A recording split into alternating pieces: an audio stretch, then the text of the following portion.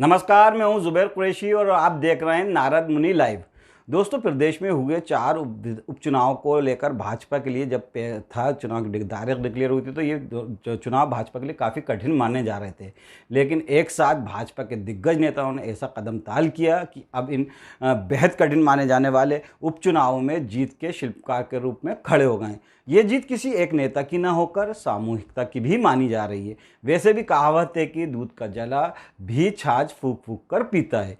यही हाल इस बार भी उपचुनावों में रहा। दमोह में मिली हार से सबक लेकर भाजपा के प्रदेश नेतृत्व ने अपनी न सिर्फ गलतियों को सुधारा बल्कि अपनी कमज़ोर कड़ियों को भी मजबूत किया, जिसका नतीजा है आपके सामने है। जिस तरह से भाजपा ने 2 विधानसभा सीटें और 1 लोकसभा सीटें जीती। हालांकि लोकसभा सीट उसी के कब्जे वाली थी, लेकिन 2 जो विधानसभा सीटें कांग्रेस के कब्जे वाली थी उस पर कब्जा किया। चमत्कारिक इस जीत की वजह शिव का विकास और विष्णु की संगठनात्मक पकड़ बताया जा रहा है। जिस तरह से दमोह में मिली जीत से कांग्रेस उत्साहित थी, ठीक उसी तरह से भाजपा भी जोबट में मिली जीत से उत्साहित दिख रही है। देखिए भाजपा की जीत पर नारद मुनि की ये खास रिपोर्ट। आखिर उपचुनाव में भाजपा को कैसे मिली जीत? शिव और बीडी की कदम ताल। कांग्रेस के बड़े नेताओं की भी बनी हार की वजह। भाजपा की रणनीति हुई सफल। दमोह की हार से सीखा सबक। कांग्रेस ओवर कॉन्फिडेंस की रही शिकार।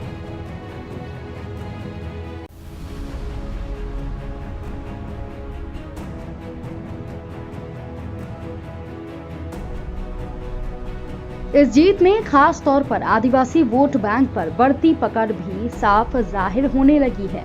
आदिवासी समाज पर मजबूत पकड़ के लिए भाजपा में केंद्रीय स्तर से लेकर राज्य स्तर तक तमाम तरह की रणनीति बनाकर काम किया जा रहा है।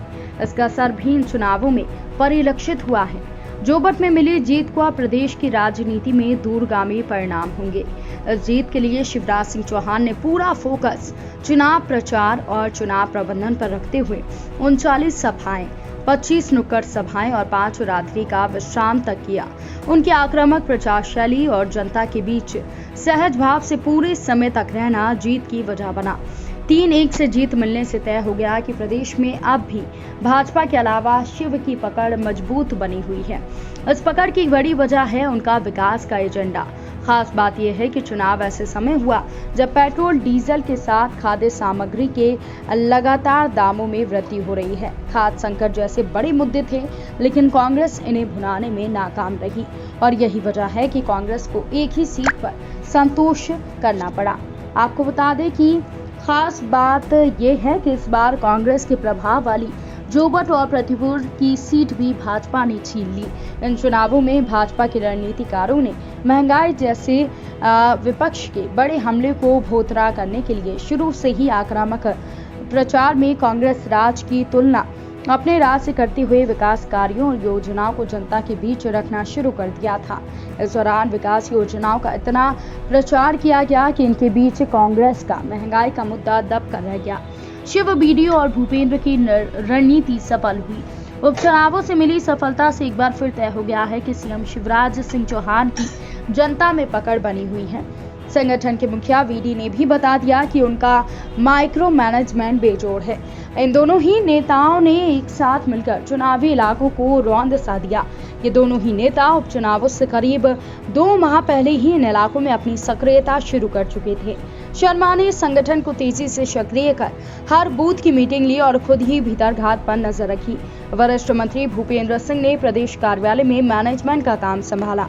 भूपेंद्र सिंह हर दिन उपचुनाव वाले इलाकों की रिपोर्ट लेकर कमी को दूर करने में लगे रहे। उनका पूरा फोकस अधिक से अधिक मतदान कराने और खास तौर पर अपने समर्थक मतदाताओं को मतदान स्थल तक पहुंचाने पर बना रहा। इन उपचुनावों में भाजपा की रणनीति की वजह से शुरुआती दौर में फ्रंट फुट पर दिख रही कांग्रेस अचानक ही बैक फुट पर जाने को मजबूर हो गई।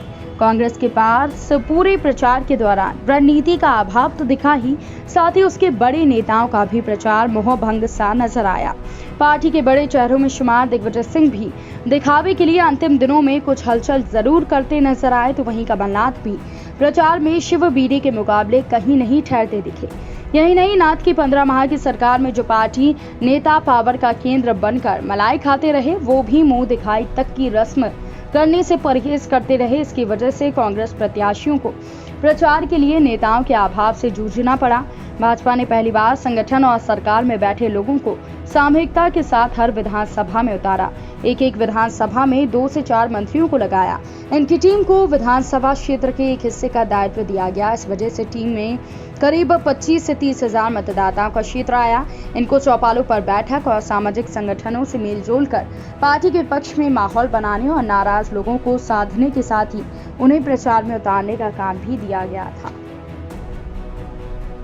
दोस्तों, भाजपा ने इन चुनावों को इतनी गंभीरता से लिया कि प्रभार वाले क्षेत्रों से पदाधिकारियों व मंत्रियों को लगभग पूरे समय अपने इलाके से बाहर ही नहीं आने दिया गया। वहीं अगर हम बात करें कांग्रेस की, तो इन उपचुनावों में भाजपा की रणनीति की वजह से शुरुआती दौर में फ्रंट फुट पर दिख रही कांग्रेस अचानक ही बैकफुट पर जाने को मजबूर हो गई।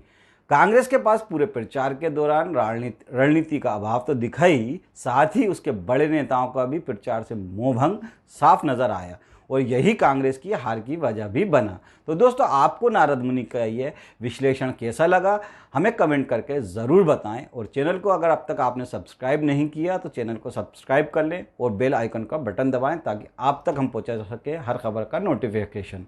तो अब दीजिए इजाज़त। नमस्कार, जय हिंद।